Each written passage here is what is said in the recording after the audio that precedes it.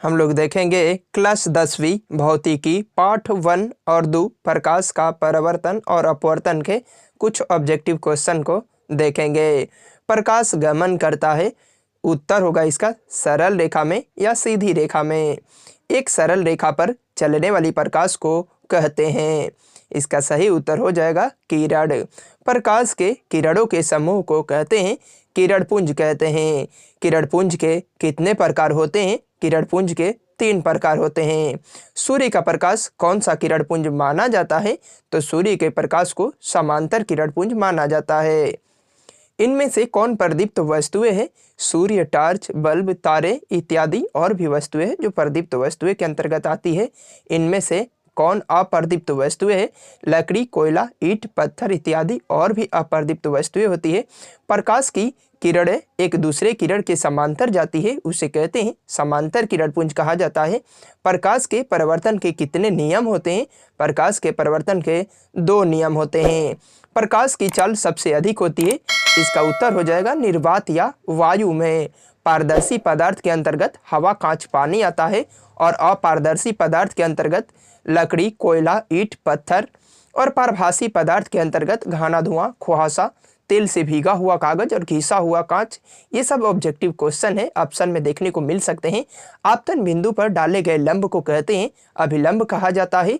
किसी सतह पर पड़ने वाली प्रकाश की किरण को कहते हैं आपतित किरण कहा जाता है। प्रतिबिंब कितने प्रकार के होते हैं? प्रतिबिंब के 2 प्रकार होते हैं। आपतन कोण सदैव बराबर होता है, परावर्तन कोण के बराबर होता है। आपतन कोण परावर्तन कोण को सूचित किया जाता है। आपतन कोण को कोण आई से और परावर्तन कोण को कोण आर से सूचित किया जाता है। प्रकाश के किरणों का पथ दर्शाने वाले चित्रों को कहा जाता है किरण आरेख कहा जाता है। इसका कभी कभी इंग्लिश भी पूछ देता है, रे डायग्राम कहा जाता है।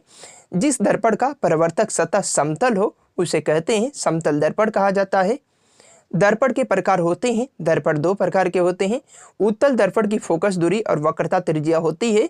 उत्तल दर्पण की फोकस दूरी और वक्रता त्रिज्या दोनों ही धनात्मक होती है, जबकि अवतल दर्पण की फोकस दूरी और वक्रता त्रिज्या दोनों ही ऋणात्मक होती है। फोकस दूरी और वक्रता त्रिज्या के बीच संबंध होता है F बराबर R/2 या कह सकते हैं कि R बराबर 2F होता है। दर्पण सूत्र बराबर होता है 1/F बराबर 1/V प्लस 1/U होता है। दाढ़ी बनाने के लिए किस दर्पण का उपयोग होता है? तो अवतल दर्पण होता है। वाहनों की हेडलाइट के रूप में पीछे की वस्तु को देखने के लिए उत्तल दर्पण का उपयोग होता है। प्रतिबिंब की ऊंचाई और वस्तु की ऊंचाई के अनुपात को आवर्धन कहा जाता है। 32 सेंटीमीटर त्रिज्या वाले एक उत्तल दर्पण की फोकस दूरी होगी F बराबर R/2। R 32 में 2 से भाग देंगे तो 16 सेंटीमीटर हो जाएगा और उत्तल दर्पण की फोकस दूरी धनात्मक होती है, इसलिए प्लस 16 सेंटीमीटर हो जाएगा। गोलीय दर्पण की फोकस दूरी वक्रता त्रिज्या की आधी होती है, इसीलिए F बराबर R/2 होता है। जबकि गोलीय दर्पण की वक्रता त्रिज्या जो होती है वो फोकस दूरी की दोगुनी होती है, इसीलिए R बराबर 2F हो जाएगा। समतल दर्पण में बना प्रतिबिंब होता है काल्पनिक होता है। उत्तल दर्पण द्वारा बना प्रतिबिंब होता है काल्पनिक सीधा या हमेशा सीधा कह सकते हैं। गोलीय दर्पण के ध्रुव से फोकस की दूरी को कहते हैं फोकस दूरी कहा जाता है। सभी दूरियां गोलीय दर्पण में मापी जाती है। गोलीय दर्पण में सभी दूरियां दर्पण के ध्रुव से मापी जाती है, जबकि लेंस में सभी दूरियां प्रकाशिकीय केंद्र से मापी जाती है। आवर्धन m का मान ऋणात्मक क्या बताता है? इसका उत्तर में हम लोग लिखेंगे कि प्रतिबिंब वस्तु के सापेक्ष उल्टा बनता है। मुख्य फोकस तथा ध्रुव के बीच की दूरी को फोकस दूरी कहा जाता है। कौन सा पदार्थ लेंस बनाने में प्रयुक्त नहीं किया जाता है? मिट्टी हो जाएगा।